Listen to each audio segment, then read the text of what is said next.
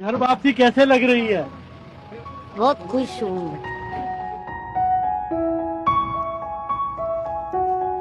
पाकिस्तान छोड़ के ही इंडिया जा रही हूँ, अपने वतन अपने बच्चों के पास। ਇਹ ਉਹ ਪਲ ਹਨ ਜਦੋਂ 23 ਸਾਲਾਂ ਤੋਂ ਆਪਣੇ ਘਰ ਵਾਪਸ ਪਰਤਣ ਦੀ ਉਡੀਕ ਕਰ ਰਹੀ ਹਮੀਦਾ ਬਾਨੋ ਪਾਕਿਸਤਾਨ ਦਾ ਬਾਰਡਰ ਕ੍ਰਾਸ ਕਰਕੇ ਭਾਰਤ ਵਾਪਸ ਆਏ। हाँ, अपने बच्चों में रहूंगी खुशी से। ਹਮੀਦਾ ਲਈ 2 ਦਹਾਕੇ ਲੰਬੀ ਜੱਦੋਜਹਿਦ ਤੇ ਸੰਘਰਸ਼ ਭਰੇ ਰਹੇ। BBC ਨੇ ਹਮੀਦਾ ਦੀ ਪਾਕਿਸਤਾਨ ਤੋਂ ਭਾਰਤ ਤੱਕ ਦੀ ਇਸ ਲੰਬੀ ਉਡੀਕ ਭਰੀ ਯਾਤਰਾ ਦੇ ਜਜ਼ਬਾਤਾਂ ਨੂੰ ਦਿਖਾਉਣ ਦੀ ਕੋਸ਼ਿਸ਼ ਕੀਤੀ ਹੈ। BBC ਦੀ ਟੀਮ ਨੇ ਹਮੀਦਾ ਦੇ ਨਾਲ ਉਹਨਾਂ ਦੇ ਭਾਰਤ ਆਉਣ ਤੋਂ ਪਹਿਲਾਂ ਪਾਕਿस्तान ਵਿੱਚ ਵੀ ਗੱਲ ਕੀਤੀ ਸੀ। अल्लाह मेरी फरियाद सुनो, मैं जल्द से जल्द अपने बच्चों में जाके मिलूं। अब 20 साल वहाँ मैं ईद नहीं करी मैं। ਹਮੀਦਾ ਮੁਤਾਬਕ ਸਾਲ 2002 ਵਿੱਚ ਉਹਨਾਂ ਨੂੰ ਇੱਕ ਏਜੰਟ ਨੇ ਧੋਖੇ ਨਾਲ ਦੁਬਈ ਦੀ ਥਾਂ ਪਾਕਿਸਤਾਨ ਭੇਜ ਦਿੱਤਾ ਸੀ। ਇਸ ਮਗਰੋਂ ਉਹਨਾਂ ਦਾ ਭਾਰਤ ਦੇ ਮੁੰਬਈ ਵਿੱਚ ਰਹਿੰਦੇ ਆਪਣੇ ਬੱਚਿਆਂ ਨਾਲੋਂ ਸੰਪਰਕ ਟੁੱਟ ਗਿਆ ਸੀ। ये तय कर।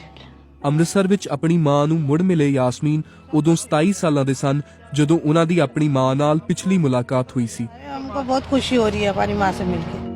ਕਰੀਬ 70 ਸਾਲ ਤੋਂ ਵੱਧ ਦੀ ਉਮਰ ਦੇ ਹਮੀਦਾ ਦੱਸਦੇ ਹਨ ਕਿ ਉਹਨਾਂ ਨੇ ਪਾਕਿਸਤਾਨ ਦੇ ਕਰਾਚੀ ਵਿੱਚ ਬੀਤੇ 23 ਸਾਲ ਆਪਣੇ ਪਰਿਵਾਰ ਨੂੰ ਮੁੜ ਮਿਲਣ ਦੀਆਂ ਦੁਆਵਾਂ ਕਰਦਿਆਂ ਬਿਤਾਏ।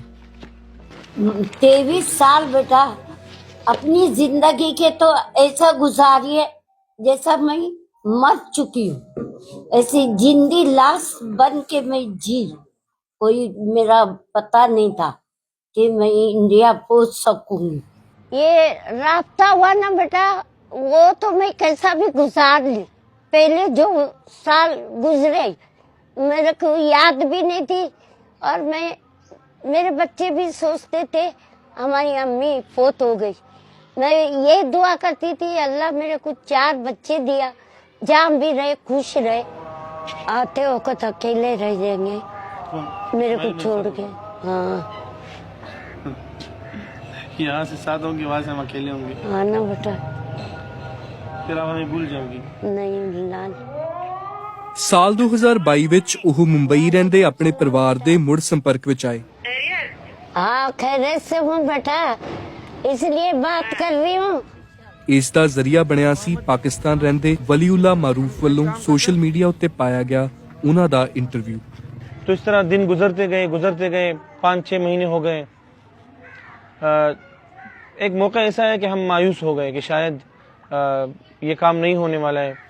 अभी नवंबर 2024 को 25 तारीख को मुझे इंडियन एम्बेसी से कॉल आई। मैं वैसे ही बैठा हुआ था, सोच रहा था, इनके बारे में ही सोच रहा था कि क्या होगा इनका। उस दौरान मुझे कॉल आई, अचानक एक नंबर से कॉल आई। मैंने रिसीव की तो बताया कि नमस्कार, और मैं इंडियन एम्बेसी से बात कर रहा हूँ। हमीदा बानो की इंडियन नेशनलिटी कंफर्म हो चुकी है। एक तो इनको ये डर है कि मैं अकेली न जाऊँ, दोबारा मेरे साथ कोई हादसा पेश ना आए। दूसरा ये है कि मेरी अपनी ख्वाहिश है, मेरी ज़िंदगी का एक बहुत बड़ा ये मेरे लिए एक खुशी का मौका है। शायद ज़िंदगी में पता नहीं ऐसे दिन में देखूँ या न देखूँ कि मेरी वजह से एक खातून 24 सालों बाद अपने बच्चों से मिल रही है। ਪਾਕਿਸਤਾਨ ਵਿੱਚ ਰਹਿੰਦਿਆਂ ਹਮੀਦਾ ਬਾਨੋ ਨੇ ਇੱਕ ਸ਼ਖਸ ਨਾਲ ਵਿਆਹ ਕਰਵਾਇਆ ਸੀ। ਕੋਵਿਡ ਮਹਾਮਾਰੀ ਦੌਰਾਨ ਉਹਨਾਂ ਦੇ ਪਤੀ ਦੀ ਮੌਤ ਹੋ ਗਈ। ਇਸ ਮਗਰੋਂ ਉਹ ਬਹੁਤਾ ਸਮਾਂ ਆਪਣੇ ਪਤੀ ਦੇ ਪਹਿਲੇ ਵਿਆਹ ਤੋਂ ਪੈਦਾ ਹੋਏ ਪੁੱਤਰਾਂ ਕੋਲ ਰਹਿ ਰਹੇ ਸਨ।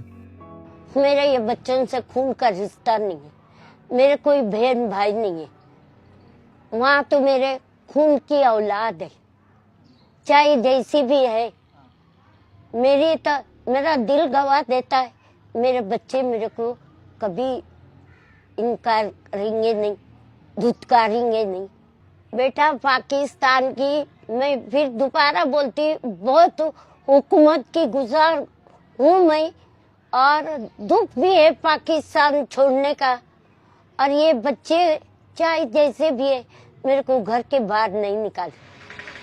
ਭਾਰਤ ਅਤੇ ਪਾਕਿਸਤਾਨ ਵਿਚਾਲੇ ਦੁਵੱਲੇ ਸਬੰਧ ਨਹੀਂ ਹਨ।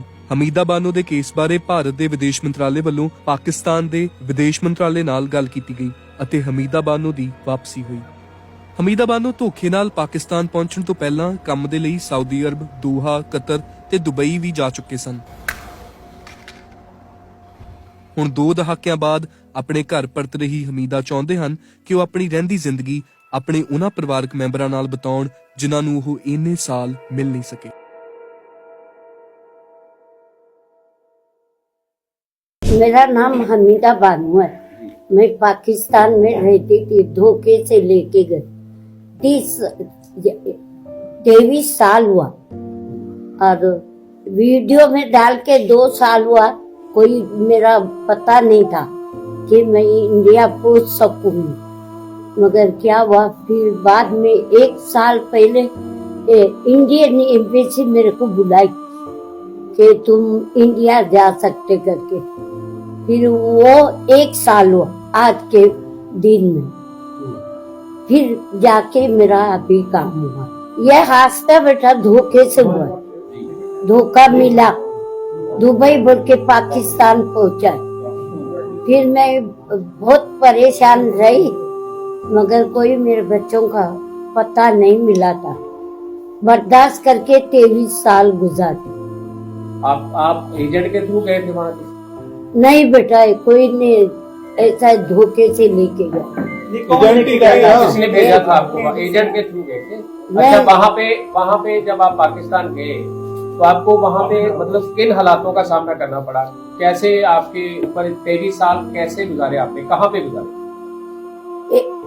23 साल बेटा अपनी जिंदगी के तो ऐसा गुजारिए जैसा मैं मर चुकी हूँ। ऐसी जिंदी लाश बन के मैं जी, मगर वहाँ की गवर्नमेंट मेरे को कोई टच नहीं करी। वो एक सिंधी आदमी था, उसकी बीवी बहुत हो गई थी, उसके बच्चों को संभालने वाला कोई नहीं था। उसने बोला कि तुम आके रहो और मैं तुम्हारे को खर्चा भी दूंगा, तुमको खाना भी दूंगा, कपड़ा भी दूंगा। मैंने थोड़ी उसकी बात नहीं मानी। फिर बाद में बोली हम औरत जब जाए तो कहाँ जाए। मैं बोली सही है। फिर बाद में एक मौलाना थे ना, उनको पूछी, मैं ये सिंधी आदमी रोज परेशान करता है, हम झूठ नहीं बोलते, हम इंडिया के मुसाफिर है, हमारे यहाँ कोई खून का रिश्ता नहीं, ना माँ है ना बहन है ना हम मेरी औलाद है। हम दूसरे के ऊपर कैसा भरोसा करके हाँ करें। फिर वो बोला नहीं कोई बात नहीं होगी, तुम निकाह करो। मैं वो सिंधी आदमी से निकाह करी।